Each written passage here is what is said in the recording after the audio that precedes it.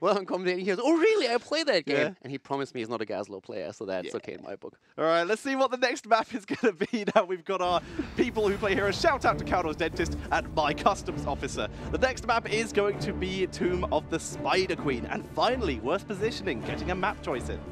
Yeah, the thing is, though, it's really absolutely fascinating when you realize how many people just like play video games, and when you have something to bond over, especially if it's something as random as a custom software, it's always fun. So, pretty good conversation there.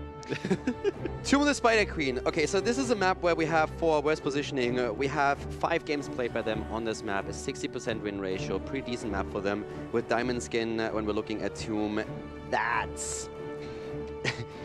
Tomb is the one map where I'm always surprised by Diamond Skin, because they played now 9 times on the map. They lost 8 out of those 9 games, and they picked the map 7 times. They always come back for more. They seem to like pain.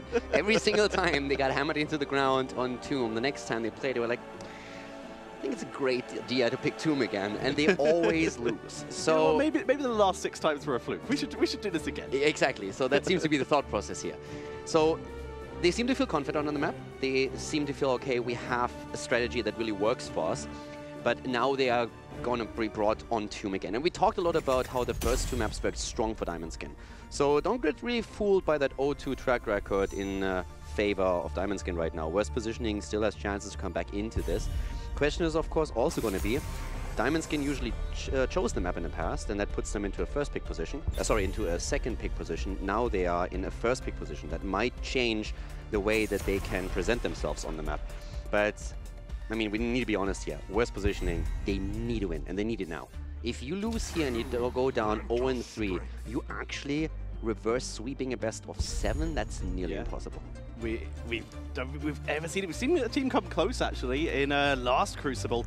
But remember, chat, if you believe in worst positioning, you can vote in the chat, hashtag DS or hashtag WP. If you're voting for Diamond Skin, DS, worst positioning, WP. Let's see if worst positioning can bring it back. They're starting off with the Sonic Hero here, bringing back out that Hanzo. What's it gonna be? First of all, the first thing I want to note is that they didn't ban Garrosh. Yeah, they just left that open. They take it now, maybe? They are worried about Tracer, and that's mostly because of Rosmac. Now, again, Diamond Skin hasn't played too much Tracer, but we have seen a couple of games where Rosmac played Tracer, and those were very impactful. So I feel a lot of teams have looked at that small sample size and said, like, yeah, he looks scary there.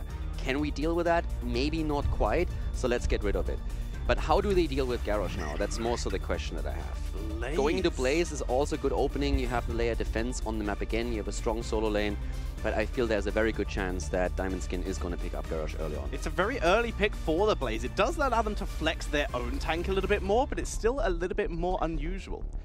We have seen a little bit more in the last few weekends of HGC, where especially the combo of Malfurion into Blaze was super dominant, where a lot of teams have just said, okay, Blaze on the solo lane gives us more or less a solo lane victory, and we can just push the lane out, we have the wave clear, we can go in team fights, we have the layer defense no matter what they do, and we have Malfurion with it as well. So that has become a bit more popular. I think for the map, it's still a decent priority for Blaze.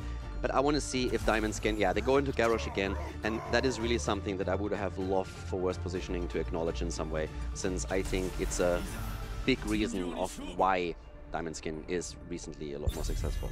It is unusual that it's being let through repeatedly so much, like you said. With Genji coming out as well, though, we are leaning back towards a lot of these favorites here for Diamond Skin. A lot of punishing picks. Shimada versus Shimada as well. Also always a fun matchup. I'm actually interested to see what's going to happen for the solo lane now for Diamond Skin, because Sonya's already picked away, and you can pick Thrall. That's another choice here.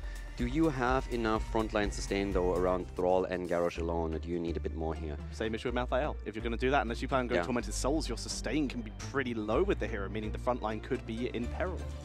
Diamond Skin could ban out Diablo here. I mean, Diablo is one of the heroes that we have seen a lot now. We've seen it twice in this particular series.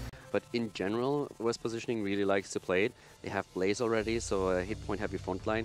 But to be fair, with Blaze, they could also play an ETC now. They could play Muradin, for example, if they wanted to do that.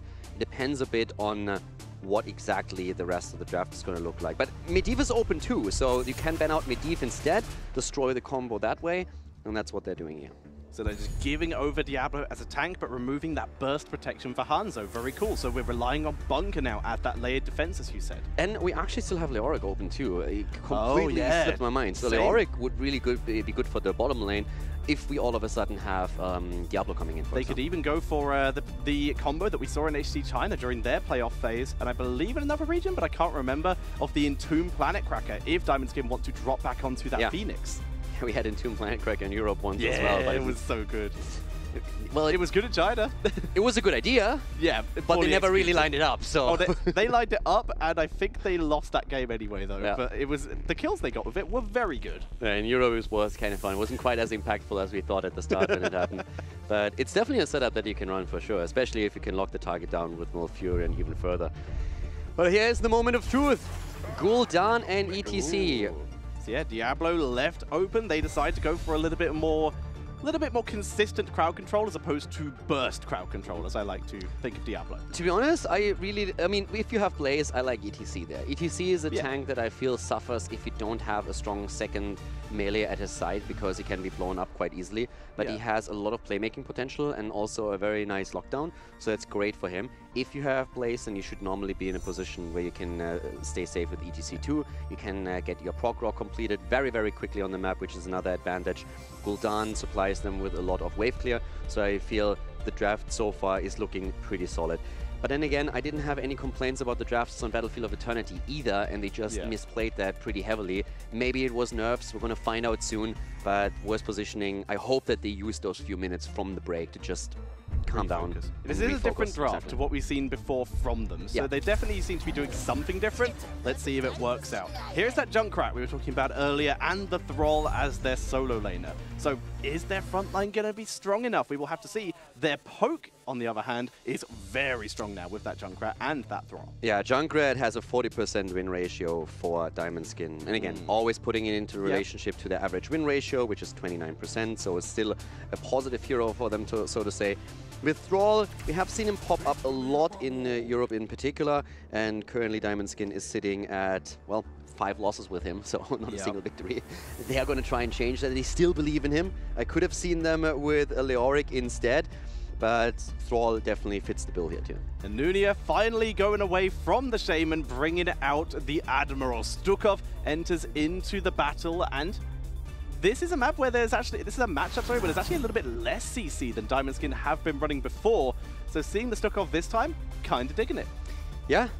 I really hope that it works out for worse positioning, because so far I'm disappointed with the way they perform here. Watching the Open Division playoffs and also some of the qualification tournaments, they looked way stronger than what they're currently doing here. I feel they're getting a bit of a reality check going up against an HGC team that just has the advantage in experience and knows this environment, knows the setup. There are not any nerves on their end. Of course, it's an important match for them, but currently they are running the show as you would expect. But for worse positioning, I would really want them to show the level of play that they showed in the Open Division and the playoffs, because that made them look like a really strong contender, and currently I don't get that vibe, so I hope that they're bringing it back now. Worst positioning put up a crazy good fight against Granite Gaming, able to take them out in the playoffs really quickly. Now let's see if they can finally show some of that as we head into game number 3, ladies and gentlemen. It's Diamond Skin versus worst positioning, and ladies and gentlemen, on the left-hand side, 2-0 up. It is Diamond Skin, where we have Malfurion, played by Wolfjo, Junkrat, played by Nanda, Thrall, played by Darkbook, Garrosh, played by Rubadoba, and Genji, played by Roskmeng. And to the right side of the map, we have their opponent with Nunia, once again trying to bring the German efficiency to the draft with Stukov, Zico and Blaze, Dreamy on Gul'dan. We see Sonic the Beast again on Hanzo, and Earth this time on ETC.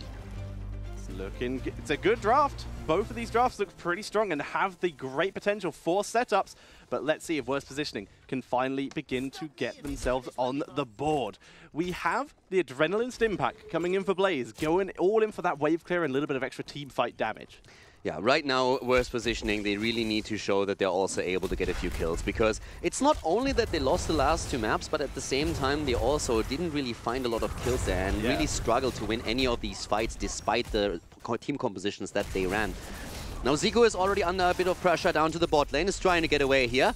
and it took a lot of damage. That's a horrible spot for them to be in, because now he had to tap early, and that means that bottom lane control goes already over to Diamond Skin. He's used Pyromania and the Fountain. That is a lot of resources to burn at this early stage in the game, and now he's playing so far back in lane. He's already sustained though, which is nice.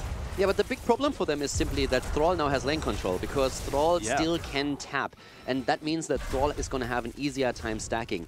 Now, he's going to try... Darkmoor can, for example, even take bad trades against Blaze now, because he can always move back and tap. And the problem, of course, is that it's not only going to be a 1 versus 1 throughout the entire time. There's always the potential for Genji making the rotation again, and Rosmek rotating down to put more and more pressure onto Zico. And there we have it, already trying to block the jet propulsion back to home. Zico is trying to dodge to the top, and is immediately met by more aggression. Rosmek wants the kill, and Darkmoor confirms it. Darmok with the zap, nicely done. Earth desperately trying to save his ally, but just too many heroes committed to that first blood by Diamond Skin. But that was also really heads-up play from Diamond Skin, because as they were going for the 2 against 1, what they were doing is blocking the jet propulsion towards the gate. So Zico knew he couldn't move away. There was body blocking happening, and as soon as he wants to use jet propulsion, someone is going to eat the stun just so that he dies. So his only escape path was to the top, and he was trying to make that work. But Diamond Skin really communicated it well and rotated heroes down to meet him and then confirm the kill. So really well done from Diamond Skin to make sure that there was no escape possible for Blaze.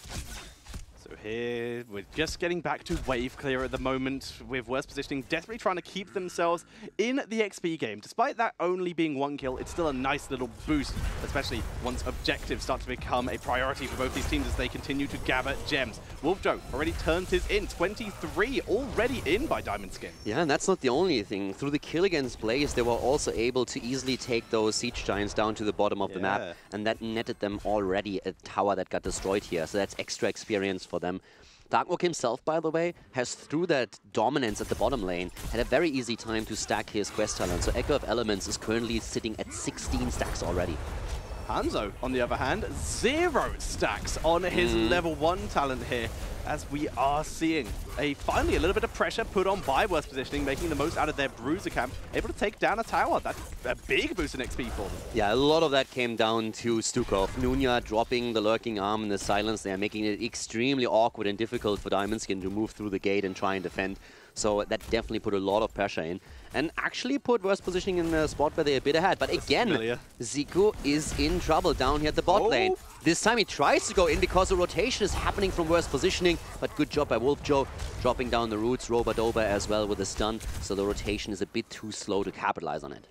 I'm liking the ideas by worse positioning here, but they all seem just a little slow is how I would describe them here. They haven't yet been able to get the positioning quick enough to actually move in against that Garrosh or Malfurion. And we have seen now more dominance on the objective from Diamond Skin, so they turned in 31 gems already, and that's a big plus, of course, for them. So it's not only about the rotations that we have, but it's also just trying to get your gems delivered, and that's where Diamond Skin is slowly starting to take that lead. As Dreamy finally looking to turn in his gems. 43 gems currently being held, but continued denial. Junkrat doing what he does best, long-range poke, and that will deny the turn at least temporarily. And as Garrosh moves in, Dreamy, he's not getting those gems in anytime soon. And Nunya is a bit far out here, but Roba-Doba doesn't want to go that deep, especially since worse positioning is starting the rotation now. We have level 7 talent coming in. That's also the Ancestral Wrath taken for Darkmoor. Great tool for him when he tries to go up against Blaze and ETC.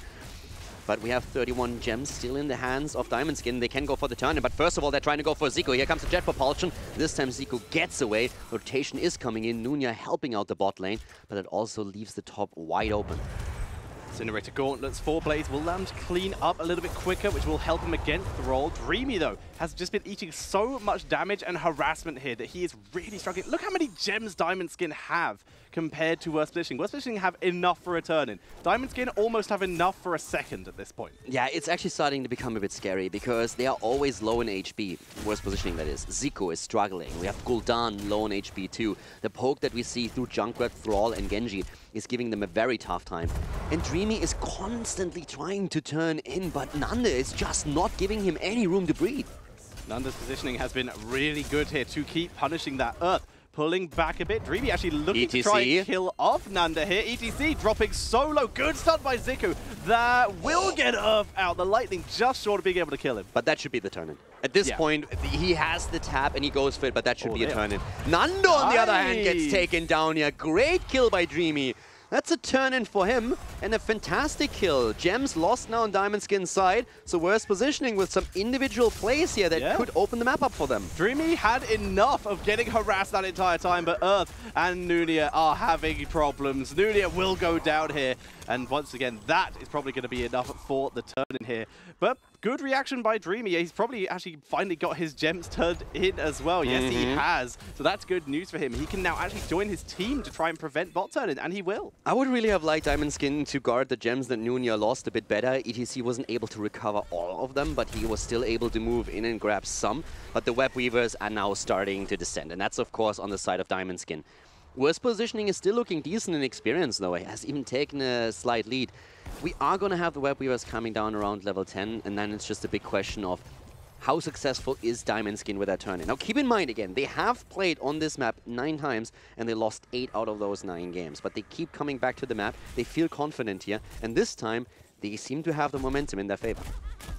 Does Nanda know Dreamy is there? He did not, and it's a full corruption for his trouble. With Tricky Shuffles, though, he's able to pull back to a safer position, and Snookov gets his defensive position and gets rid of Robodoba. This is a full defense worth positioning with level 10. That was an important shot. If he doesn't hit that, Nunia is most likely going to get flipped and very likely to die. But he's able to connect the ult. Was the important one. Sundering this time taken on Diamond Skin's side for Thrall, and we're also having the X-Strike for Genji with a setup that is being used here. Both teams relying now on their level 10s. Pressure against Zico down at the bot lane, but Nunia helping out with the lurking arm and providing the silence. As worst positioning is looking at a pretty solid defense here. Really good one. Yeah, all the forts are alive. Front towers were, well, they were on notice and on list as they got taken out very quickly here. But they're starting to move back in, trying to put some pressure on of their own as they have enough gems for a turn-in. Diamond Skin, they're still about 20 off. Yeah, Genji had some aggressive plays here down at the bottom. Oh, baited by the mount. That just feels bad. To be honest, if he didn't mount there, that would have been the perfect sundering and most likely led to a kill. But yeah, that was unfortunate here for Diamond Skin. They took down the fountain at the bot lane at least. That's why Genji was so aggressive when he started to move in again. He wanted to deliver the few final blows to make it easier for Thrall to sustain the bot lane here for even longer. Trying to turn in, but guess what? Nanda's back to his old business, just sending in those bombs with a little bit of English. And Malfury in here as well. This turn is going to be so difficult. Ziku, though, left unattended. He does get his 14 in. Yeah, and I mean, this is a great position still for the red team, because now we are in a spot where they are still even in experience, and if they get their own Web Weavers, they are very likely to get ahead in XP and maybe get the talent advantage. So they're going to try and fight hard for that.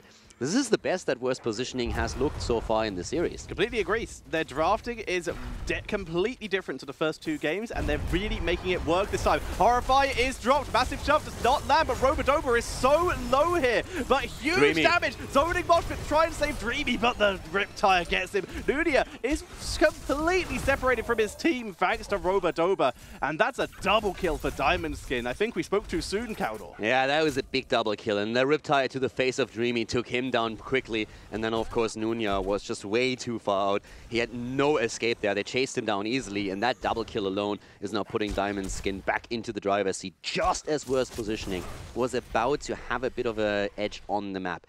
And Diamond Skin gets the turn. The second Web Weaver wave. They're trying to ride the momentum train now, and this one should yield a few forts. Hanzo has still not completed target practice. He needs 5 hits and he has 4. Sonic is struggling. The amount of pressure that's been put on him and the positioning of Diamond Skin has been so good to prevent him getting any actual pressure onto the map. It's not only Sonic. I mean, let's talk a bit about Dreamy here. Gul'dan had a rough time in a lot of these engagements, and he's currently sitting at 24 stacks. Arrow comes through, but Nanda's not getting hit. Was a good idea. Nice attempt. Nanda, if he gets stunned and eats the combo and Dreamy goes for him on his cooldown, then he can definitely die here. But now we have another missed combo as the jet propulsion doesn't hit Rosmek after the ETC slide. Here comes the Sundering. They're trying to go for it. Tranquility is sustaining it through. Robodoba is a bit low. ETC is escaping, but Gul'dan is not able to get away. And that's the kill, that's the double. Hanzo is dead, and the triple as Blaze is down. 2 keeps eliminated already. Top keep likely to fall now too. 13 just barely dropping into the hands of worse positioning, but they are losing ground on the map by the second. And that all came down to that Thrusters not landing, not getting the follow-up stun from ETC, meaning they weren't able to pick up the kill early in the fight. Easy turnaround, bunker not enough, and, well, ETC survived, so that is good news. He still actually will have Mosh Pit pretty soon again after using it in the fight before last. Good massive shove by Dudia, buying his team a lot of space. Yeah, absolute reckoning from Diamond Skin. Very reminiscent of what we saw on Battlefield of Eternity. Once that they have the advantage and the momentum, Diamond Skin, they know how to run with it. They're trying to go for the keep. They don't get it, and they retreat again. But they will have a 3-level lead in level 16. Yeah. Worst positioning is in an awful spot now. They have lost so many gems over the duration of the game already. They're so far behind in experience. Their talent down, and they have only found a single kill in this game. It's very, like you said, it's a very familiar story to the other 2 games. Difference is, Worst Positioning were looking actually pretty decent at the start of this one, but they lost control. Now, though, they have once again defended, considering how bad that situation was, they've defended pretty well. Their keeps are all alive, and that is important. I would still argue at that point they lost 3/4 with that last one. Yes, but that was also second web. That was also like third web weaver in a row kind of situation. I give you the keep. I give you the keep. They defended that well. Silver linings, Mr. Count. Okay. There's a silver lining on the horizon. There would be a bigger one if they get their own turn in now. Despite the level 16 advantage. I mean, you have to buy your time somehow.